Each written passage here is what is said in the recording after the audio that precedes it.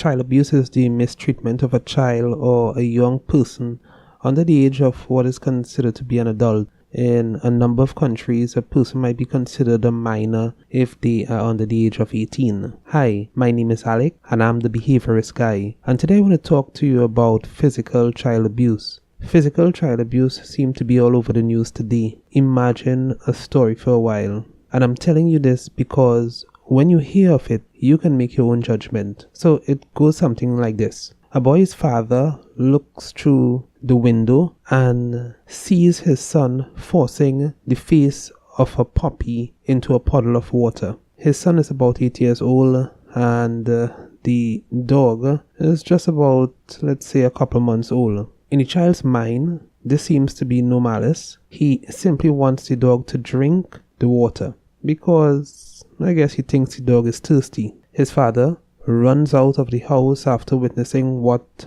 was happening outside. He pulls the puppy away from his son, and he drags the boy by his shirt collar. He shakes him a couple times. Then he says, "What is wrong with you? Are you stupid?" while still holding the boy by his shirt collar.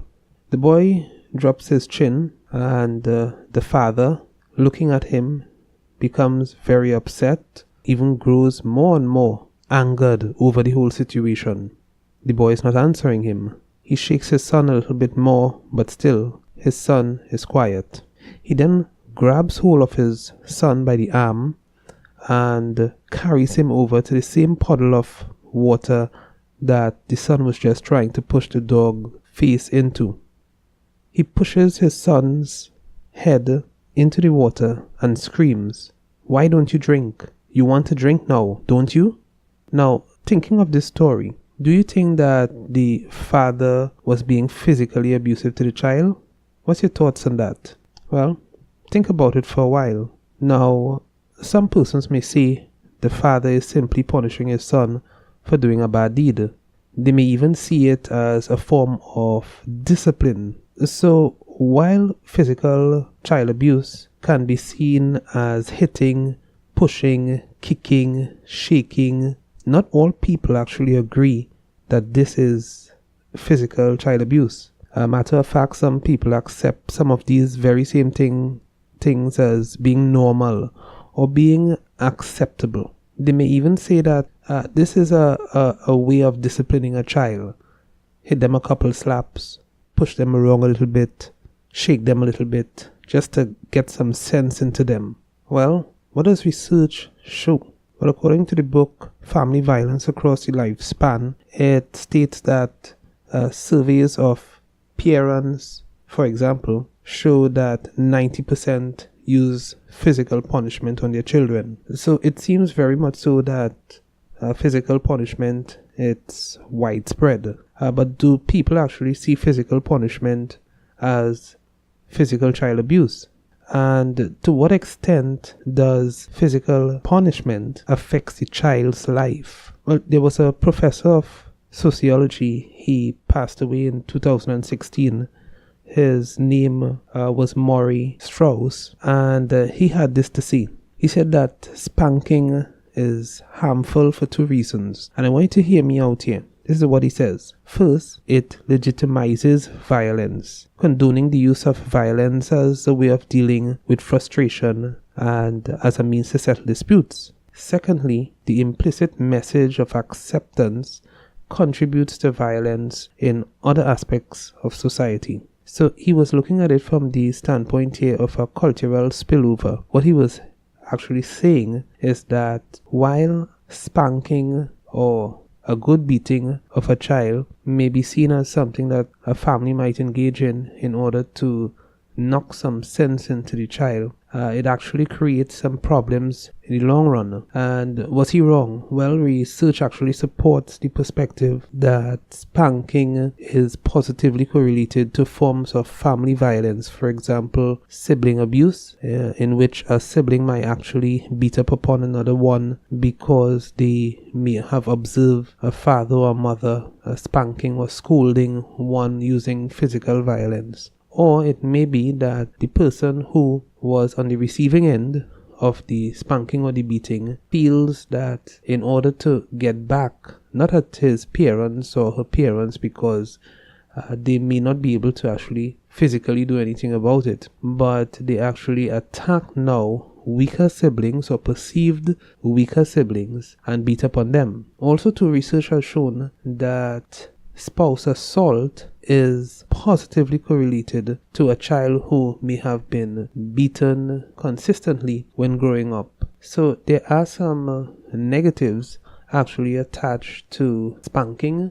And when we talk about spanking here, we are referring to not a tap on the hand or one slap on the rear or something like that. We're talking about a beating that might actually injure the child. And that's what we are categorizing here as physical child abuse. Now, let's look a little bit at the characteristics of the victims. What about age? Well, research findings suggest that little over 50% of all physical child abuse takes place when the child is between the age of 0 to 5 years old. What about gender? Well, research findings actually, it's all over the place for this one, but generally it seems to indicate that 50% males and 50% females experience some form of physical child abuse. Consequences of the physical child abuse, it varies from child to child. But generally speaking, children who experience physical child abuse often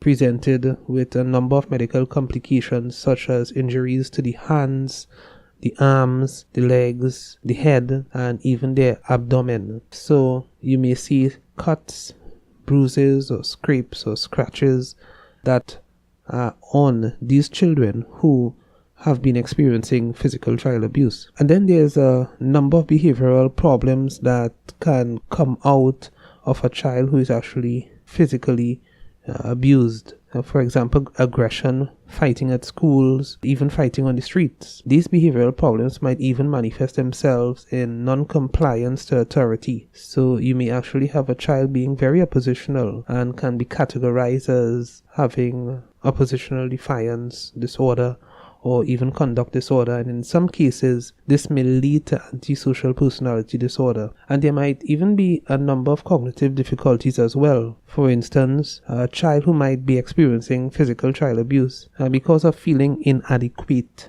about their talents or their abilities, the child may not actually be motivated to engage school tasks as much, and as such things like subject areas such as mathematics and language skills might be deficit as a result. So what can you do as a grown individual, a concerned person, an adult? Well, many times a child may come to you and disclose that they are experiencing physical abuse. Other times it may even be easily seen by means of their behaviors. Once they come to you though, it is very important that you believe the child. This is not the time to second guess whether or not the child is actually being physically abused, but it is important that you believe the child. You place yourself, when you do that, when you believe them, you place yourself in a better position to actually listen to the child, listening to them as to what they have to say about the matter. And that really places you in a better position to help the child, especially if they are actually experiencing physical child abuse. Another thing you want to do is to be as calm as possible. Sometimes a child may role play a situation or may draw out a situation, either sketching it out or painting it, and when you see it can really be very challenging to have to witness. The child may use a lot of weapons in their drawing, or they may even act out aggressive situations, but you need to be as calm as possible, because if you display shock or panic or disbelief, the child may actually close up, or the child may actually discontinue wanting to talk to you, wanting to get help, wanting to reach out. Also, do not be afraid to report all cases of physical child abuse, as the relevant authorities are there to assist the child so that the child can get the necessary medical assistance or either removed from the situation so that they can continue to live a normal life or a typical life away from the abusive situation. And in a number of cases, reporting to the police or the health centers or to the hospitals does not mean that you will have to give your name or telephone contact. A lot of these services you can actually report anonymously. So let's protect our children. Let's protect our children from physical child abuse. Well, that's it for now on this topic of physical child abuse. This is Alec. I hope you learned something from this presentation. Remember to subscribe and to hit the notification button. Be sure to look out for the next episode on the Behaviorist Guy channel. That's all for now, folks. See you next time.